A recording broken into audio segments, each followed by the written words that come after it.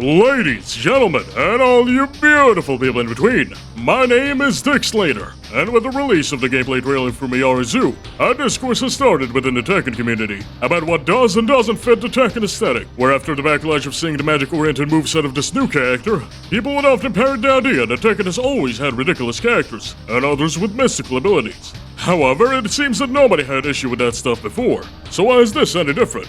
Well, let's take a deep dive and look over the history of the Tekken series, and ask ourselves, how did we get here? To answer this, we have to look where it all began, Tekken 1. And from the start we have a giant wrestler in jaguar mask, a purple devil, a robot, a ninja from space. And even a bear. All seems fairly ridiculous at first glance, so problem solved, right?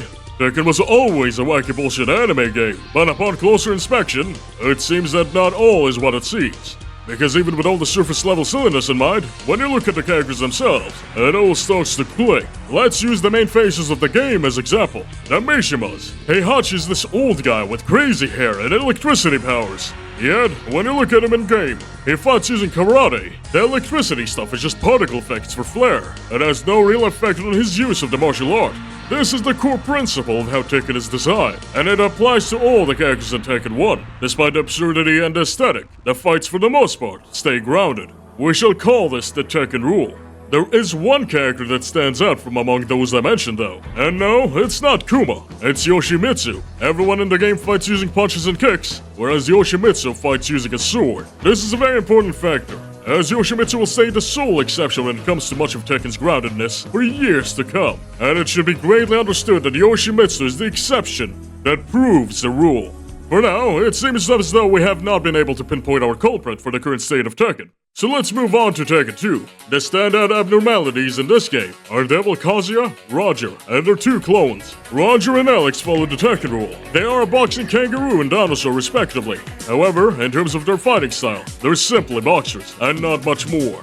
The aesthetic does not equate to the gameplay. Kazuya is where it gets interesting, however, as he grew wings and gained the ability to shoot lasers. While it is excused in this game, as it was intended for a final boss character, which in many games break the rules and standards for the sake of having a climactic and somewhat unfair final battle. It was, however, the start of a slippery slope, which we will see the results of soon enough.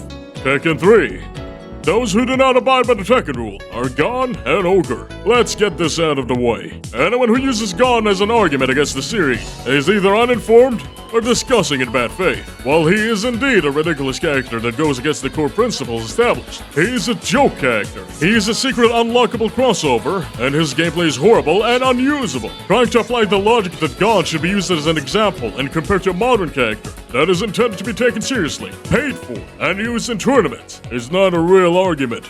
But looking at Ogre, in his ancient form, he abides by the Tekken rule perfectly, but his true form goes completely off the walls. No denying that. He does have the final boss excuse. However, I'd like to go on a personal tangent and say that even with that in mind, I've never really liked true Ogre, even in concept. The fact of the matter is, when I ask someone if they like Ogre, or when we hear people say to want him back, they're talking about ancient Ogre, not true Ogre. It's mainly because as the so-called god of fighting, it makes sense for him to be designed as this large Aztec warrior that uses all sorts of different martial arts from around the world to overpower and outskill his opponent. He does not rely on any external factors. It embodies the Tekken spirit perfectly. Him turning into this chimera monster never really sat well with me, and feels like it missed the point in his own game. With this, it should be mentioned that a common misconception is that Miary Zo is a reincarnation of Ogre from Tekken 3. This is not the case, as we are shown her true form, and it is a completely different being. And Miary Zo in her human form is equivalent to the green ancient Ogre that we know.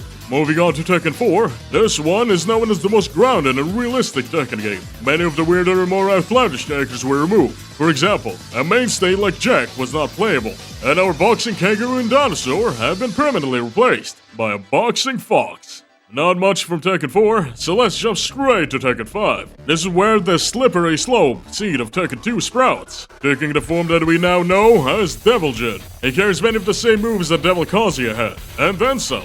he doesn't have the final boss excuse, as Jinpachi Mishima fills that role. And the existence of Devil Jin paved the way for a character like Raven, who was much more toned down with his first appearance compared to now, but still, I don't believe a character like him would have made it without Devil Jin. However, I don't believe anyone complained about Devil Jin, and barely anyone talks about Raven to begin with, despite the fact that both of these absolutely break the Tekken rule. So what gives? Well, a big point people discuss is feeling that modern Tekken is too anime. And it would be good to even know what that means. A character using a supernatural power or ability is not anime in of itself, such as we discussed with the Mishimas. And with Raven and Devil Jin, their use of the abilities is done in such a way where you can take them seriously. While I would personally draw the line with Tekken 5 as being where a lot of modern Tekken started, many others would disagree, but it wouldn't take long to find a point where everyone can agree on. We'd only have to take a look at the next game. Lars Alexanderson. Ref, this is him, this is our guy, this is our patient zero. And there is no excuse, no benefit of the doubt, and no rule that this guy abides by. He's beyond any shadow of a doubt, absolutely anime.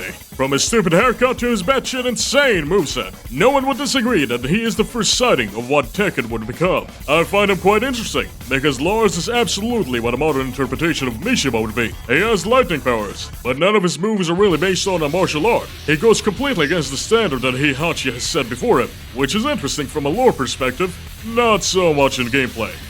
Lars and his chainsaw robot girlfriend forever changed Tekken and what it would become going forward. You can clearly see this followed in the future games, and the Tekken rule from this point doesn't seem like a factor when creating new characters. I'd like to briefly talk about Tekken 7 because that amplifies the point by including many crossover characters. Namely, I want to point out Noctis, undeniably anime as it were, and without Noctis, I am 100% certain that we wouldn't have someone like Victor in Tekken 8. And for the record, I really don't like Victor.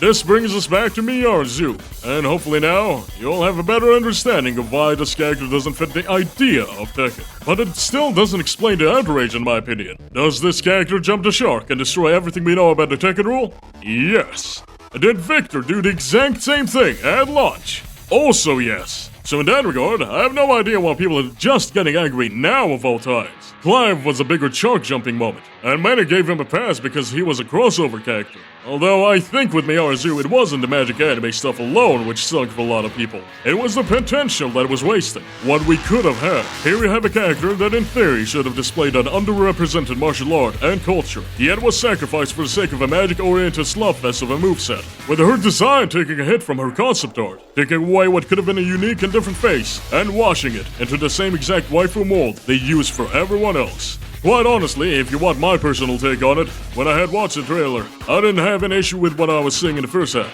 Just some animal-inspired moves, those of the like of someone like Lei Wulong. It wasn't until I saw what the true focus of the character was going to be that I was dissatisfied. I've heard some say it's because she's a cutesy girl, and if she were a muscular, brooding edgelord, she would have been better received. But in retort to that, may I introduce you to Falcon, a character who embodies all of that, and does actually follow the Tekken rule. Yet he's one barely anyone likes, and had one of the most controversial DLC reveals in Tekken history. But maybe Falcon is not a good example. He's still over the top. No. What Tekken needs is a man who is straightforward and as grounded as they come. A strong and serious fighter with a tragic and emotional past, and a personality to match. A serious and gritty tone that the series should strive to go back to. A design that embodies and represents a unique culture without stereotyping or exaggeration. A character with no tricks, just fists. Someone everybody would love and play and... Oh. You know what? Never mind.